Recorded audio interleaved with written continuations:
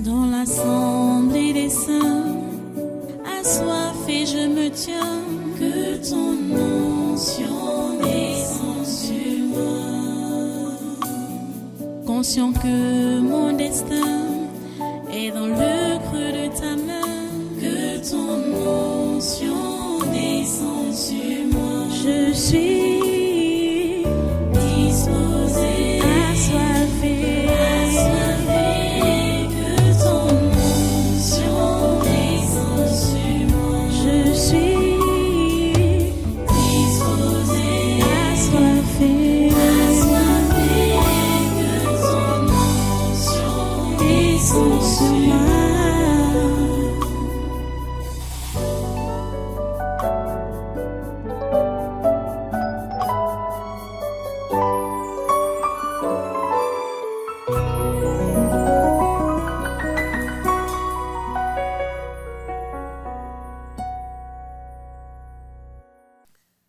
Nous devons continuer à prier dans ce sens. C'est sérieux, hein?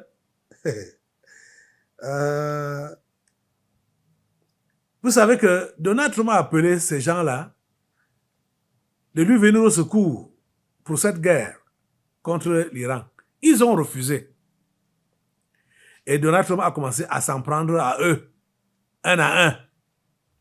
Il s'est en pris à Emmanuel Macron jusqu'à entrer dans sa vie privée.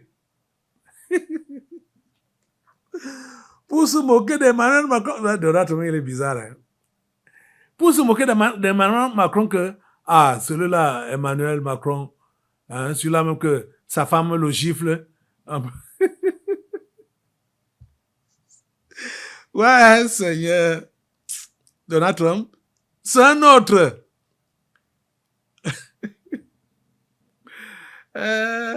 Vous savez ce qu'Emmanuel Macron a répliqué?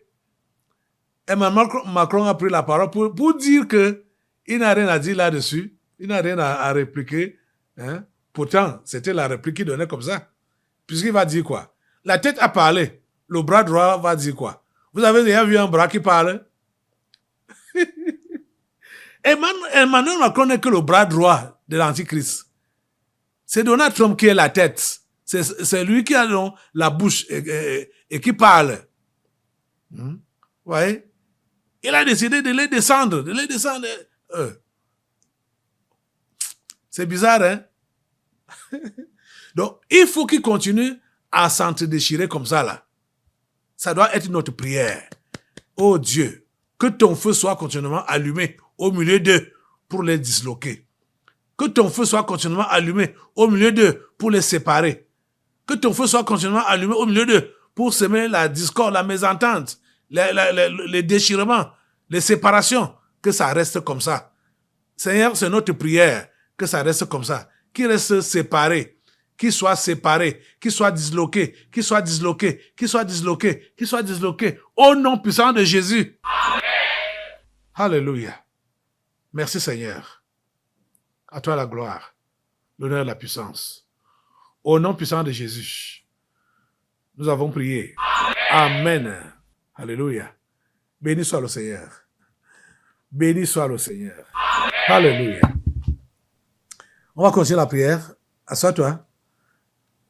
Je ne sais pas si tu es levé comme j'ai commencé à prier là. Assois-toi, assois-toi. Ceux qui sont levés. Ok. Nous continuons avec notre sujet. Ça concerne notre pays, le Cameroun. Je vais vous montrer une vidéo qui sort de Buea. Regardez cela. It's funny how rain is not falling, but you see water coming straight from the mountain, flooding the whole area.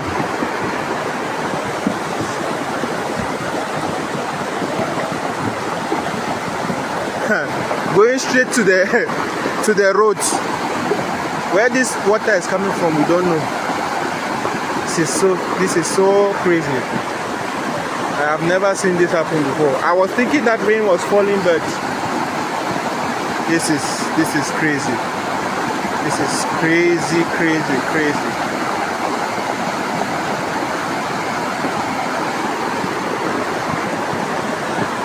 right to the road. I don't even know what is happening. It's going straight for the road, straight for the road. My God. Ouais, la vidéo a été filmée par un Camerounais qui parlait donc, comme vous entendiez là, en anglais, pour dire que l'eau descend de la montagne. Vous savez que la ville de Buea est construite au pied du mont Cameroun. La ville de Buea est construite au pied du mont Cameroun. Parfois, quand il y a éruption, au niveau du mont Cameroun, là, parce que ça a souvent craché le feu, hein, le mont Cameroun. Le feu, là, vient traverser même le goudron. C'est-à-dire, ça vient traverser le goudron. La voie qui va, la route qui va à Kumba, voilà. La route qui va à Kumba. Les laves viennent souvent traverser la route, là, quand ça crache là-bas en haut. Donc, celui qui a filmé donc les images que vous venez de voir là, on ne voit pas la pluie tomber. Peut-être la pluie est tombée. La pluie est tombée. Mais c'est comme si la pluie là s'est concentrée seulement sur le mont Cameroun. Parce que après donc la pluie, et ils sont là donc à Buea, au quartier, ils voient l'eau qui descend, comme vous avez vu là. Ça ne faisait que descendre, ça ne faisait que descendre. Donc, c'est comme si la pluie s'est concentrée seulement dans le mont Cameroun. Moi, je sais qu'ils ont eu d'autres idées, ça n'a jamais eu lieu peut-être, un tel événement. Donc, ça a attiré leur attention, jusqu'à ce qu'ils ont donc filmé et posté, comme vous avez vu là. Nous allons nous lever pour prier Dieu et lui demander que ce genre de phénomène qui est, du moins, je veux dire, enclenché par le diable. Donc, ce genre de phénomène prévu d'être enclenché par le diable partout au Cameroun, que cela n'ait pas lieu. Au nom de Jésus. Les catastrophes qu'on appelle la naturelle, c'est souvent des choses diaboliques. Ce sont les esprits qui font ça. On refuse ça ici au Cameroun. Lève-toi pour mettre le feu sur ces événements-là, ces catastrophes-là, les inondations. Au nom de Jésus, mets le feu, mets le feu, mets le feu.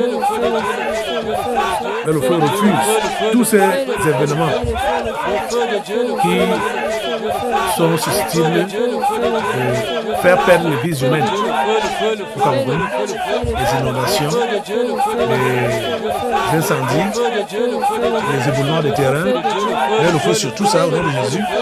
Mets le feu, mets le feu, mets le feu. Mets le feu sur toutes ces catégories, les vents, les tempêtes, au nom de Jésus, les ouragans. Mets le feu, le feu, le feu, le feu de Dieu. Merci tout cela. Oh Dieu, nous te remercions pour ta protection sur cette nation. Du nord au sud, de l'est à l'ouest. Tu protèges le Cameroun, tu le couvres avec le sang précieux de Jésus. Merci Seigneur de nous écouter et de nous exaucer. Au nom puissant de Jésus, nous avons prié. Amen, amen. Alléluia. Asseyez-vous. On va d'abord passer un peu à l'étranger. Ce que je vais montrer là, c'est pas tellement l'étranger, ça nous concerne aussi, et ça concerne toute l'Afrique. Parce que c'est une interview qu'on a accordée à Ibrahim Traoré, que les journalistes ont accordée à Ibrahim Traoré, et il a donné son point de vue sur la démocratie. Exactement ce que j'ai l'habitude de dire ici, là. Je vous dis qu'il a parlé exactement comme j'ai dit ici. Vous savez que les Blancs ont instauré cette histoire de démocratie ici en Afrique parce que ils veulent détruire le continent. Ils veulent détruire le continent. Ils veulent détruire le continent. Et ce n'est pas dans tous les pays africains qu'il y a la démocratie. Hein. Au Maroc, par exemple, c'est un royaume. Le Maroc, c'est un royaume. Même si le roi va désigner un premier ministre, c'est le roi qui a le mot, le dernier mot dans la gestion du royaume. Comme ça se passe également là-bas en Europe. Il y a beaucoup de monarchies là-bas. Hein? En Espagne, c'est un roi. En Angleterre, c'est un roi. En Belgique, c'est un roi. Ils ont des monarchies chez eux là-bas. Hein? On va dire que voilà, il y a le Premier ministre, machin, machin. Le Premier ministre n'a pas le dernier mot. C'est le roi qui a le dernier mot. Le Premier ministre n'est que chef du gouvernement. Hein? Et c'est lui qu'on voit partout. Mais il fait quoi? Puisqu'ils ont déjà mis leurs choses en place que personne ne peut encore bouger. Personne ne peut bouger. Ce qui a été mis en place par les régimes des Blancs là. Parce que c'est des régimes antichrist. C'est déjà établi. C'est déjà établi. Il n'y a rien qui peut encore bousculer ça. Donc en Afrique, on a parlé de démocratie. Et pour eux, quand un président africain met l'homme au pouvoir, on l'appelle directement dictateur. Hey! Mintan, Minia. Dès que quelqu'un a mis l'homme au pouvoir, c'est un dictateur. Aïe. C'est quoi ça? Écoutez. Le modèle de gouvernance biblique, c'est le meilleur modèle. Dieu n'a pas prévu qu'il devait avoir de démocratie. Jamais. Quand les enfants d'Israël ont demandé un roi, Dieu le leur a donné. Ils ont demandé un roi, comme ils voyaient les autres nations avec des rois. Le roi là ne doit pas être, ce n'est pas un vote. On ne vote pas le roi. Ce n'est pas un vote. Quand le roi a donc été choisi, celui qui devait lui succéder, c'était son fils. Et ça devait être comme ça, ainsi de suite. Vous devez seulement vous référer à la Bible, si vous êtes chrétien. Je dis chrétien véritable, je ne parle pas des religieux. Si vous êtes chrétien véritable, référez-vous à la Bible. Vous allez voir que c'est le modèle, la royauté ou le royaume, c'est le modèle de gouvernance de Dieu. Vous comprenez ça? Et quand un roi est réellement l'ami de Dieu, le peuple ne peut jamais souffrir. Jamais. Il fait un contrat social avec le peuple. Vous comprenez? Il fait un contrat social avec le peuple.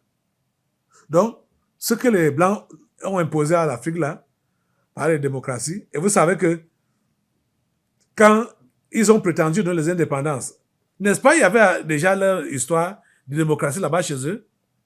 Pourquoi ils n'ont pas instauré ça une seule fois? C'est quelques rares pays d'Afrique qui ont prétendu marcher sur cette voie-là, comme le Sénégal. Mais la majorité des pays africains, c'était parti unique. C'était parti unique. Jusqu'aux années donc 90.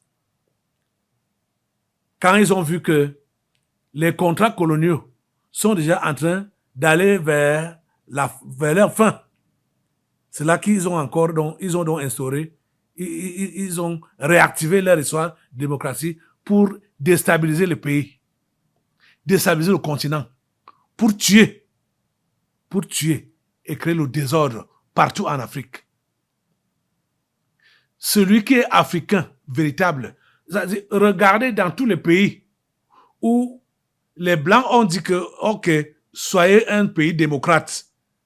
Les pays là sont devenus quoi? Par la suite, l'anarchie.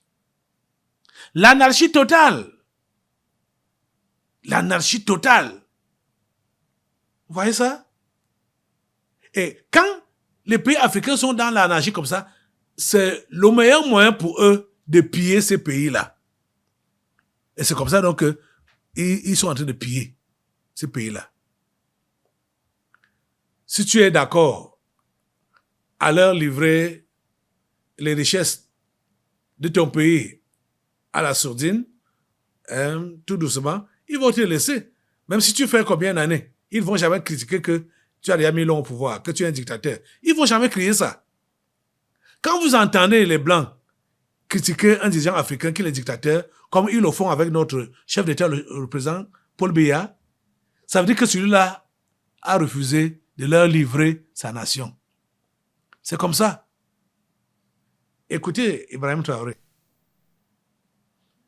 Il faut que les gens oublient la question de démocratie. Et ça, c'est un travail. Il faut le dire la vérité, la démocratie, c'est pas pour nous. La démocratie, telle que ces gens-là nous font voir la démocratie, c'est pas, ça nous intéresse pas. On ne veut même pas de ça. Normalement, si on parle de démocratie à un Africain, c'est lui qui vient comme ça, vous parlez de démocratie, il faut fuir comme ça. La démocratie tue. C'est ça la démocratie, c'est ce qu'on veut. Regardez la Libye, c'est un exemple à côté de nous. Ils vivaient en paix, non?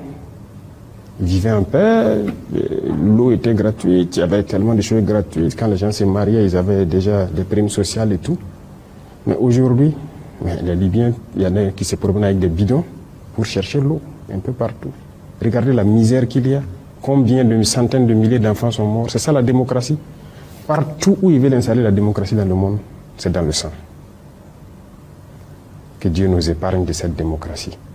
Nous avons notre modèle. On ne cherche même pas à ressembler à quelqu'un. Nous sommes venus pour changer carrément la manière de fonctionner, mais surtout les mentalités, pour que les gens ouvrent les yeux, voient le monde et que plus jamais on tombe dans ces travers-là. Les gens sont là, la démocratie, c'est de l'esclavage. Il n'y a pas de démocratie dans ce monde. Ils le font quand ils veulent et pour l'instaurer, ils tuent. La démocratie qui tue, nous ne voulons pas de démocratie. Que Dieu nous garde de cette démocratie-là. On a notre reconquête sur notre refondation et sur la révolution. C'est la seule voie pour se développer. Voilà, vous avez suivi. Oh, les amis, l'affaire, ça dit... Hier, là, je vous parlais de la constitution camerounaise qui doit être modifiée. On doit ajouter un poste du vice-président. J'ai suivi quelques interviews et j'ai suivi quelques interviews de ces politiciens, ceux-là qu'on appelle opposants, qui ont des partis politiques et qui sont représentés à l'Assemblée nationale. J'ai suivi leur intervention et c'est seulement choquant. Parce que je ne peux pas comprendre comment est leur réflexion. Vous comprenez, quand ces gens-là parlent, vous sentez seulement, on appelle ça comment? L'égoïsme, voilà. Vous sentez comment l'égoïsme s'exprime. Les opposants sont juste des égoïstes. C'est-à-dire, quand ils disent vouloir prendre le pouvoir là, ce n'est pas parce qu'ils veulent améliorer les conditions de vie des populations. C'est pour eux-mêmes. C'est pour eux-mêmes d'abord. Et c'est pour eux-mêmes toujours. Les opposants. Je vous dis, ils sont mus par l'égoïsme. Regardez, les opposants, ils ont des partis politiques, non? Ça existe depuis des années, non? Les années 90, comme ça que les uns et les autres ont commencé à créer leurs partis politiques. Ces partis politiques-là ont déjà fait quoi? Quel est le parti politique qui a déjà aidé pour le développement de la nation depuis sa création? Quel est ce parti politique-là? Qu'est-ce qu'ils ont déjà prouvé? Beaucoup de ces partis politiques-là sont représentés à l'Assemblée. Ils sont même représentés au gouvernement. Mais qu'est-ce qu'ils ont fait dans la nation camerounaise? Qu'est-ce qu'ils ont fait? C'est seulement quand ils vont prendre le pouvoir, ils seront présidents, qui vont maintenant changer donc la vie des Camerounais? Non, ben quand même, les amis, il faut avoir la tête, il faut réfléchir. Hein? Il faut réfléchir comme quelqu'un de normal. Parce que quand je dis quelqu'un de normal, puisque ceux-là qui se sont exprimés, j'ai vu la femme de Ndamjoya qui s'est exprimée, j'ai vu d'autres qui se sont exprimés, j'ai dit, mais qu'est-ce que ces gens-là racontent? Par rapport à cette modification, il aurait fallu vraiment une large concertation. Nous avons eu des instances importantes dans notre pays, la tripartite, le grand dialogue national. On ne peut pas sortir d'une élection comme celle-ci.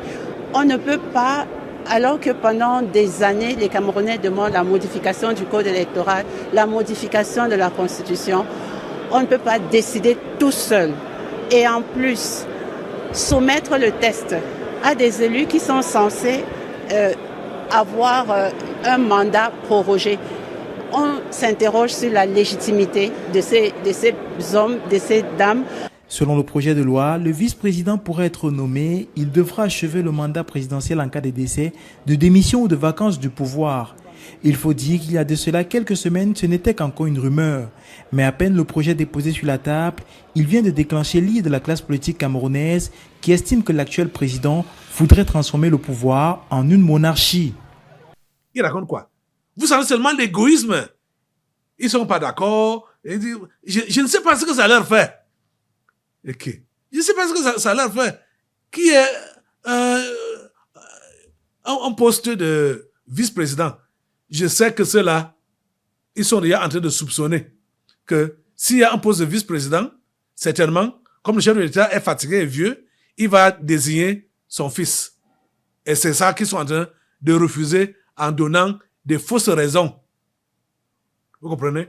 Déjà, ils ne peuvent même pas faire le poids. Ils ne peuvent pas faire le poids, que ce soit à l'Assemblée nationale, que ce soit au Sénat. C'est le RDPC qui a la majorité. Et les lois se votent. Donc, comme on leur a soumis ça, qu'ils étudient, après on va voter. Je sais que c'est le RDPC qui aura la majorité quand ils vont voter ça. Donc, les autres là, ils n'ont qu'à mettre leur tête dans le feu. Ceux-là qui ne veulent pas que le poste de vice-président soit créé et que Franck Biya puisse prendre cela. Ils n'ont qu'à mettre leur tête dans le feu. Ouais, voilà ce que Ibrahim Traoré a dit. C'est ce que je dis ici chaque fois. J'ai même enseigné sur ce phénomène, c'est-à-dire la gouvernance. Je crois que ces enseignements doivent être transformés en livres de façon à ce que ça puisse être disponible même pour ces politiciens-là. Oui. Parce que ce que les Blancs ont instauré là, pour l'Afrique, ça ne donne pas. Même pour le monde, ça ne donne pas. Ils ont déjà pris leur façon là-bas. Ils ne doivent pas imposer ça aux gens. S'ils parlent donc de démocratie, ils doivent respecter le point de vue des Africains. Ils parlent de démocratie, ils parlent de liberté d'expression et tout ça là. Ils doivent donc respecter le point de vue des Africains. Nous ne sommes pas d'accord avec cette histoire de multipartisme là.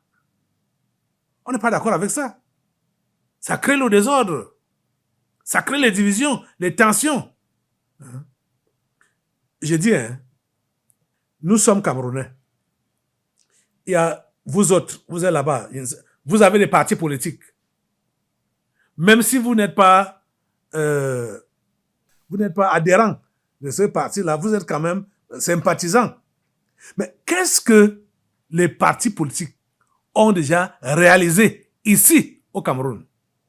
Je prends seulement l'exemple de notre nation. Qu'est-ce que les partis politiques ont déjà réalisé ici au Cameroun? Quoi? Qu'est-ce qu'ils ont fait? Ils ont construit quelle route? Ils ont construit quel hôpital? Ils ont construit quelle école? Ils ont fait quoi? Ils ont fait quoi? Quel est leur apport pour l'avancement de la nation? Quel est leur apport? Quel est l'apport des partis politiques? Quel est l'apport? Franchement parlant, dites-moi non. Dites-moi, montrez-moi ce que les partis politiques ont déjà fait. Montrez cela, on voit. Donc, si on ne peut rien voir de ce qu'ils font, ça veut dire qu'ils sont inutiles. Ils sont inutiles pour la nation. Ils sont inutiles pour la nation. C'est la pure vérité. Assemblée, tu vas te lever. Nous allons prier maintenant. Ça, c'est... Je peux même parler ici toute la journée. Hein, contre les gens là. Vous montrant de A à Z qui n'ont pas raison de soutenir des bêtes choses qui soutiennent. Tu vas lever ta voix maintenant. On va prier Dieu pour notre nation. Demander à Dieu de nous donner un gouvernement qui vient de lui dans cette nation. Lève ta voix. Seigneur Dieu, s'il te plaît, donne-nous un gouvernement qui vient de toi. Change ce gouvernement. Donne-nous un gouvernement qui vient de toi. Des hommes et des femmes qui viennent de toi. Qui vont gouverner cette nation. Dans tes voies, selon tes plans. Seigneur, s'il te plaît, fais-le. Au nom puissant de Jésus, c'est notre prière. Nous balayons le gouvernement du 4 janvier 2019. Nous le balayons avec le feu de Saint-Esprit. Nous le balayons avec le feu de Saint-Esprit. Nous le balayons avec le feu de Saint-Esprit.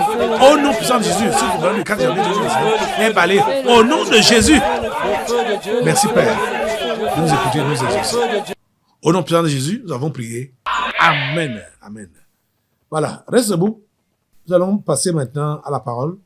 Vous repartez dans notre texte d'hier, dans Matthieu 12, verset 38 à 45.